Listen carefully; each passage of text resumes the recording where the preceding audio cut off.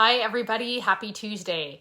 Today I want to continue on from what I talked about last week, just kind of building on those nutrients that can really help with learning, focus, attention, even reading. And so I talked about the key nutrients last week, like omega-3, zinc, and so forth. This week I want to get into that, and I want to remind you that nourishment is the key here, and there is no magic supplement, there is no magic, pill to addressing ADHD or dyslexia or learning difficulties. I often have parents reach out to me saying, I want to avoid medication. Do you know of a supplement that will help? I definitely know of supplements, combination supplements that can help and so forth, but there's not usually just one that is going to, change everything and shift everything. It definitely starts with a nutrient-dense diet and a crowded out approach. So not starting off by eliminating and taking stuff out.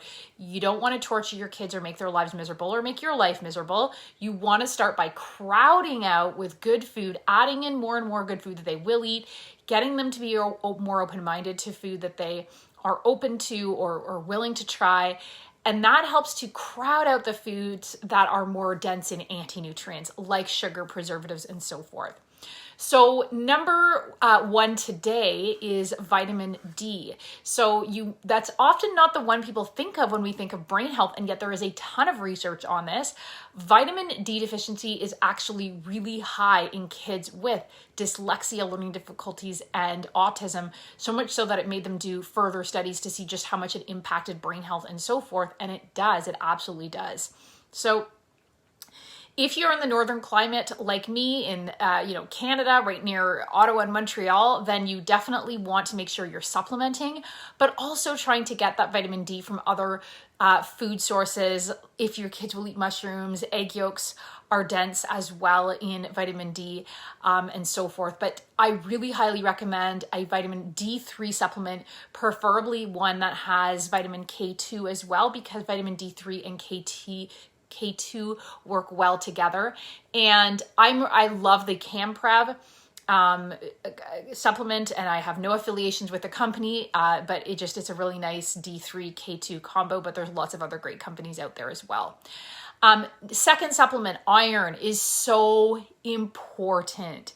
And it's been found to be so low in kids with learning difficulties, autism especially, as well as even ADHD. So iron really affects the brain, or low iron really will affect the brain in terms of processing, memory, all of that type of stuff, focus. And so if it's low, I see it very often where it's like subclinical, because I'm just used to seeing it. And these kids often just have that pale kind of pasty looking skin. It just doesn't have that nice color that it should have. And they might just get mistaken as just being more pale, but it's just like a different kind of pale. They might even have those dark circles under their eyes too. And so, but not always. It's not always super obvious. So, what's also really interesting, if you're, skeptical of how iron can really impact, if your child has difficulty with math, well, they found that, this is decades old research, they found that when girls start menstruating, that's when their math scores tended to go down. And it doesn't mean that they always will go down or that girls are not going to be as good in math. Girls actually are exceeding boys right now in math. But what they found was that girls who are particularly more vulnerable to iron deficiency, either because of genetic reasons or diet or gut absorption and so forth, their math scores tended to plummet within a year of having their period. And once they increased their iron levels, all of a sudden their math performance improved. So if that doesn't sell you on the importance of iron for processing, reasoning, concentration, memory, all of that stuff, I don't know what will. So definitely look into iron. Keep in mind, it's again, not just supplementation. And sometimes we have to be careful, because the thing is we can't always just supplement with iron. First of all, you want to be careful because it is a mineral. But the other thing is that if there's gut dysbiosis, which is often the case with the kids I work with, whether it's learning difficulties like autism or just a general learning disability or ADHD, these kids often have a disrupted gut microbiome that causes them to have this iron-loving gut bacteria that kind of feeds off the iron. So you really need to tackle the gut bacteria, because sometimes the low iron is not because of genetic reasons. Sometimes it's not because they're not getting enough iron in their diet, it's that they are not actually absorbing it, and these gut bacteria are causing the problem. And, we're actually nourishing them by giving them more iron.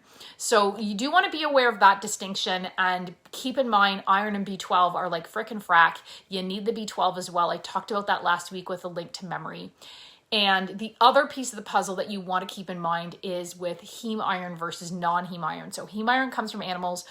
Non-heme iron comes from plants, and you need high levels of vitamin C to be able to genetics and even their place in life in terms of, what they need in that moment, whether it's their phase or, if they're under a lot of stress or whatever.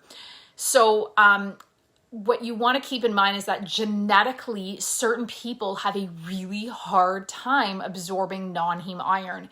The same way that my daughter and I both have, we tested for having this genetic variation where we do not convert beta-carotene into vitamin A. Beta-carotene is the vitamin A source that comes from plant-based food. So the only way we can get vitamin A naturally is from animal sources. So just keep that in mind. I always say it's really important to have an open mind with nutrition and not get rigid or dogmatic with what's right or wrong and so forth, because everybody's different.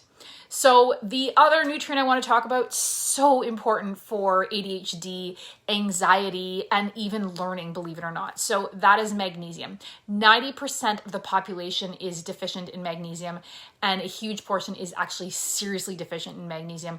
And once they start adding it in their diet, after maybe a few weeks, a few months, they can't believe how much better they feel on so many levels. It will affect everything from your brain health to your poop, to your digestion, to your ability to fall asleep, and just having, restless leg syndrome, just so many crazy symptoms. So it's responsible for over 300 biochemical functions in the brain and the body. And the reason why magnesium is so low is a few reasons. Number one, most of us don't consume mineralized well water anymore, right? Many of us are drinking city water. Number two is our soil is really deficient or depleted in magnesium, which many of us have already heard.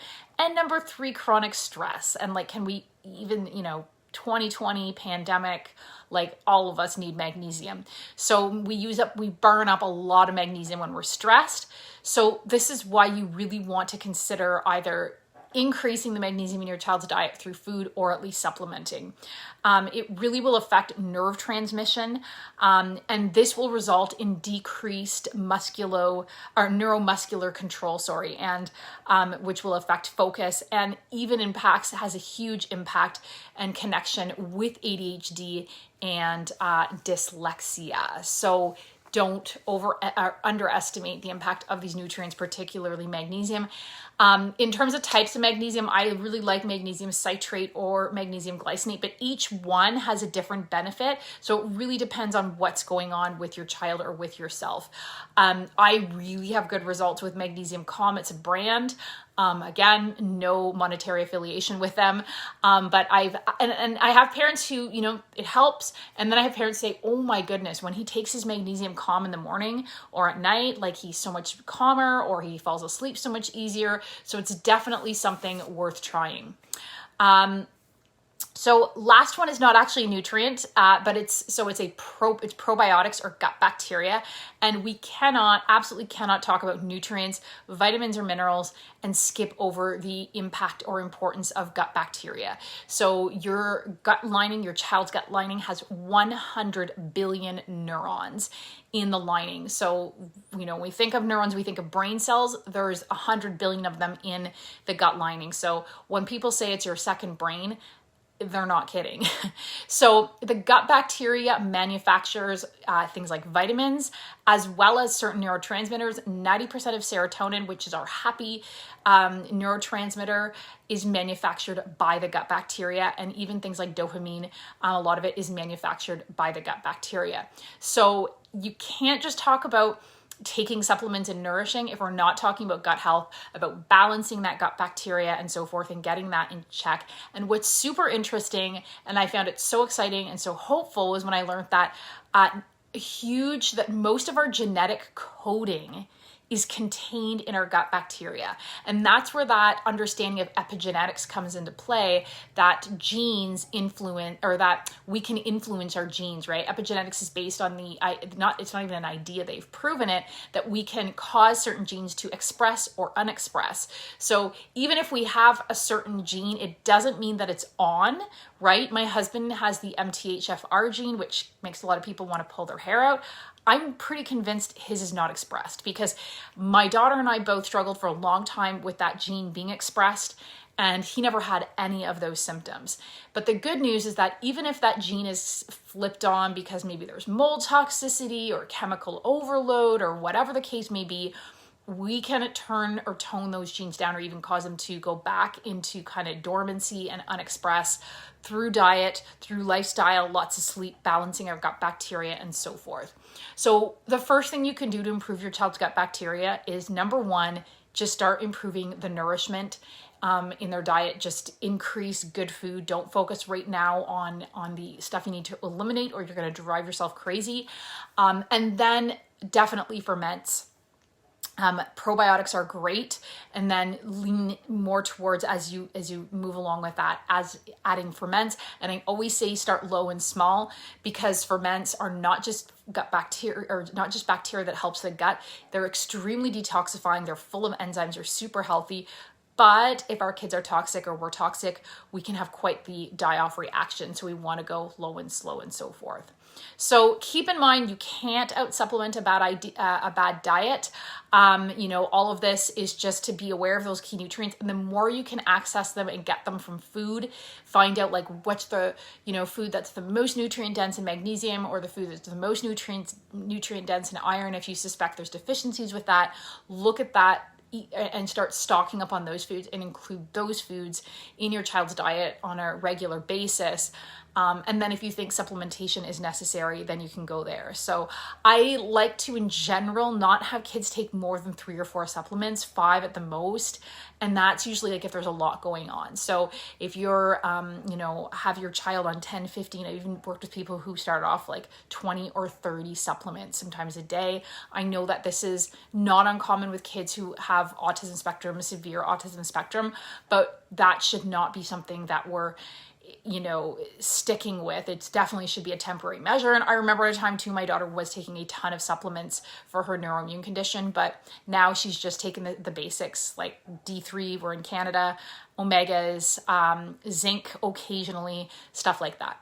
So let me know, do you suspect your child has deficiencies? If you think that is playing a role in, their learning, their ADHD, dyslexia, whatever the case, maybe it's dyspraxia, whatever the case may be. So let me know in the comments below what your experience has been, what supplements you have your kids on, and what's working and what's not. And if you haven't grabbed my free starter kit, the Laser Focused Learner, do grab that. I'll put that I'll put the link for that in the comments below. And if you are interested in knowing more about my 6-month program, the Full Potential Formula, do reach out to me. We can book a free clarity call, and you can learn if it's a right fit and how to get started. Thanks for watching. Bye.